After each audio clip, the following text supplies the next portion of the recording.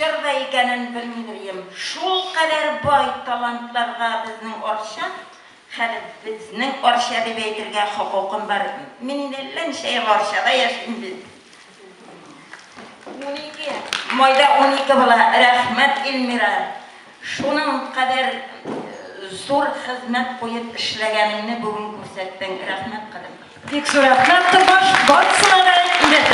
Бик зур рәхмәт шаба. Хөрмәтле тамашачылар. Bir şeylerim yazmadan şuşanın kadar zor piyasa yazat spektakl uydurganım için sana öz kollarım bilen beylep güler ezberledim. Bik zor rahmet şapa sizge. Bik zor rahmet. Hürmetli tamaşaçılar. İskitkiş мәгънәле, тирән мәгънәле спектакль карадык. Бүген премьера. Спектакль үз иченә никадәр вакыйгаларны алган.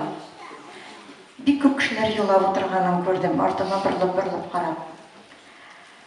Бу спектакль сәхнәгә чыкканчы башта пьеса булып язылды. Мин узак вакыт бик күп итеп бу пьесаның авторы Гөлсинә Зәкиева турында сөйли алыр идем.